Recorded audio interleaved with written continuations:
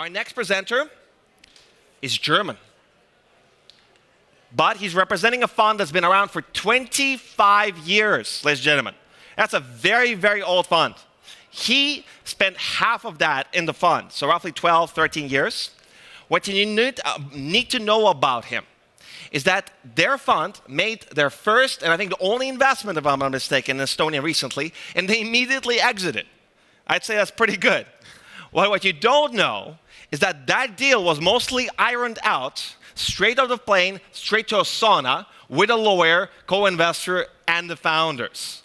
Ladies and gentlemen, Sebastian likes punk rock, he likes surfing, and he's a dad of two. Please welcome Sebastian from Acton. Thank you. Please, let's do this. Let's do it. Here's your clicker. Let's be on time.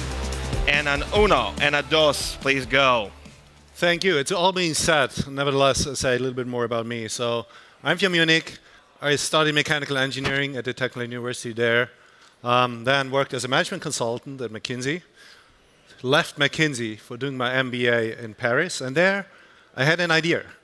So I founded a company in the mobile music space. Great idea, but very poor timing. It was 2000, .com bubble burst, no way to get funding.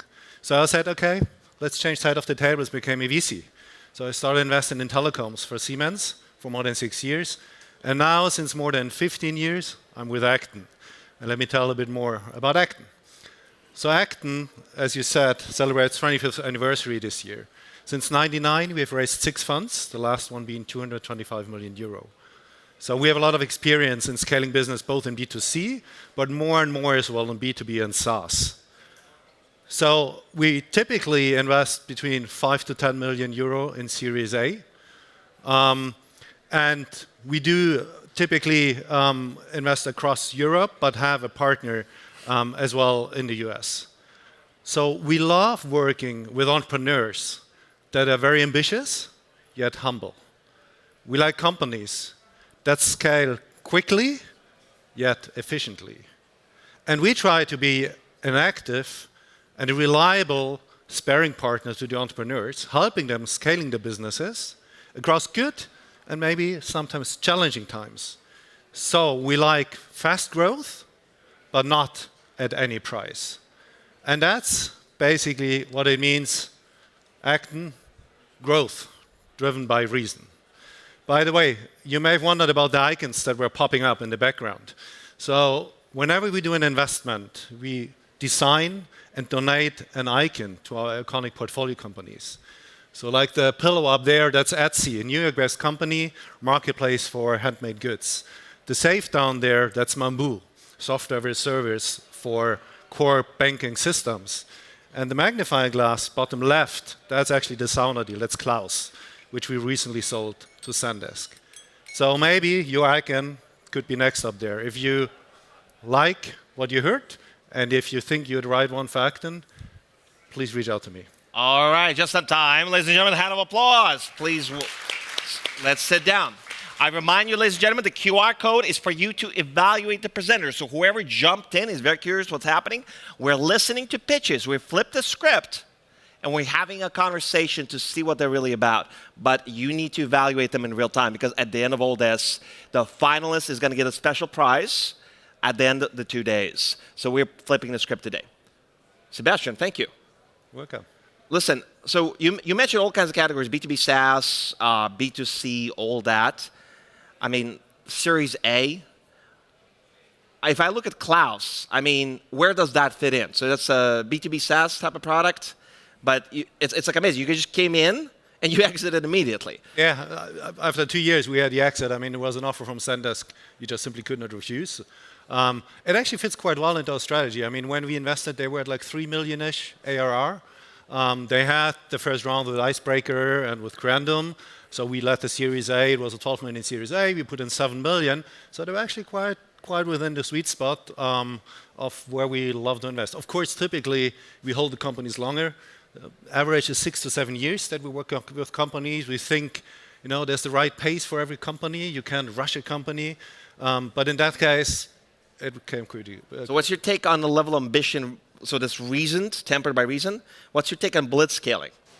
All right. Blitz scaling. So this really rapid cost growth at all cost. What's your take on this? It may work. There's many VCs work on that model, like this all in or all lose.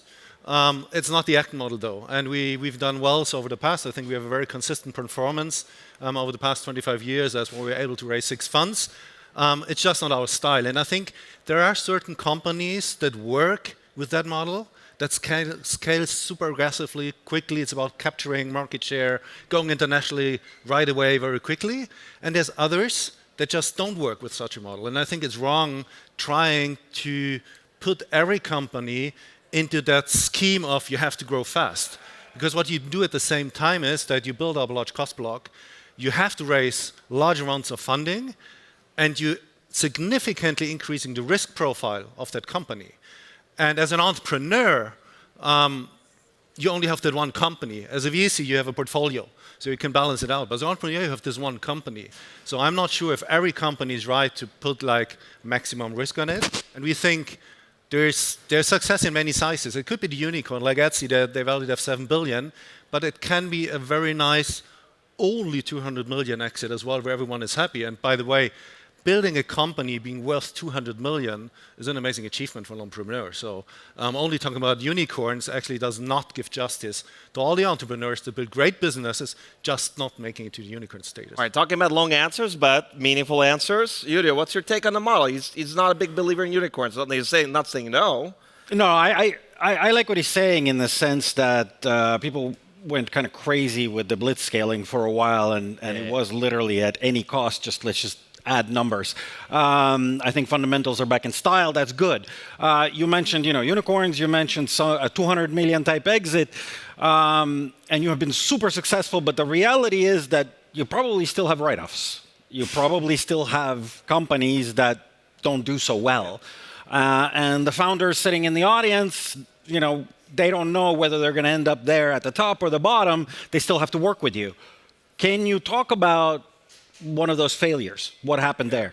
No, I mean, we invested more than 100 companies, and we actually exited more 60. And That's we still have 20 in the portfolio. So that gives you a bit the ratio on the loss ratio, and there are failures. And there are situations where we as a VC as well decide not to continue investing. Because, and that's the main reason for failure, for whatever reason the business model doesn't work out. And it doesn't make sense to pour more money into a business model where you know it's not going to heal the model. It's not going to work. You're just going to sink more money. But we try to partner with those entrepreneurs as long as you can. And yes, there's failures. Sometimes it's sheer being unlucky. In one of the large failures, actually burning quite a lot of money, I must say, unfortunately. It was a competitor coming into the space, being funded like crazy, doing marketing like crazy, tripling marketing cost. And all of a sudden, the whole model that worked, that was like a niche e-commerce play, was totally broken. So there were 2 ways of doing with it. One is replicate, putting tons of shitload of money on it, or trying to find another solution. We actually sold that company then at very low valuation, but yet it survived. Who makes that decision? Do you tell the founders that, hey, this isn't working, or do the founders tell you, like, this business model isn't working? It is a discussion, but more likely it's that the VC at some point of time comes up saying, there's something broken. Typically, if a business doesn't work the way it works, you need to raise funds. And then, of course, you have first a discussion within your own VCs, like, you want to put in more money, how much it's going to be, around blah, blah, blah. And latest at that point, you're going to see we're not going to be able to raise funds. It's not going to be able to do around there.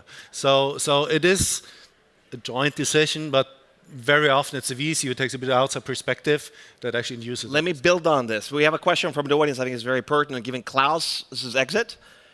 So it's phrased as if you told them what to do, but why did they sell now?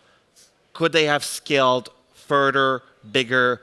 Maybe we're not ambitious enough. Maybe they sold too early. I'm interpreting a little bit. Whoever asked this, thank you very much. Yeah, it's a very good question. I think Klaus, amazing company, by the way, amazing entrepreneurs, first-time founders. They got an offer from the main, not competitor or partner they had from Zendesk. Zendesk owns 40% of the market. They've been working with Klaus, and they announced, we got to acquire a solution like Klaus, but we want to buy Klaus. And then as a founder, of course, you get like unsecure. You're like, yeah, we feel we're the best company, technology, but what if they buy somebody else? What does it mean to the market? What does it mean to my further development? And the offer, I must admit, was very good. So saying no to that offer as a first-time founder is super tough. The fit is perfect. I mean, together they can really do magic and grow the company much, much, much further.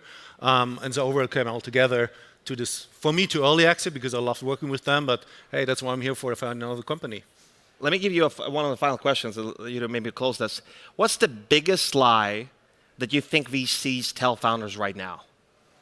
The biggest lie, you got to build a unicorn. You got to build a unicorn. All right. What do you think you do? Why is that the lie? I mean, if you have a 50 million fund, the only way to return that fund, if you have 5% at the time of exit, is $1 billion. So math says you have to have a unicorn, right? Unless you have 15 out of 20 exits who all return 3 to 5x, which is easy, and you have one maybe success story being $1 billion, then math. I mean, who's that accurate? Who has that? Who has that level of accuracy? We had it. Okay, you. But anyway, but no. Why is it a lie? Because there's only even less than 1% of companies become a unicorn. I mean, let's just be realistic. But that's a parallel distribution. That's what we're in the game. And there is many companies have the potential to be so, but telling companies like you're going to be the next unicorn, it's simply a lie. Because then I could whatever. I mean, it's 1 out of 100 or even less than that. Sebastian, you've been a good sport. Very good. I got a little fire towards the end. I like this, ladies and gentlemen. Hand of applause. Let's do it, Sebastian. Thank you. Danke schön, man. Very good. Danke. Please, very much. I appreciate it.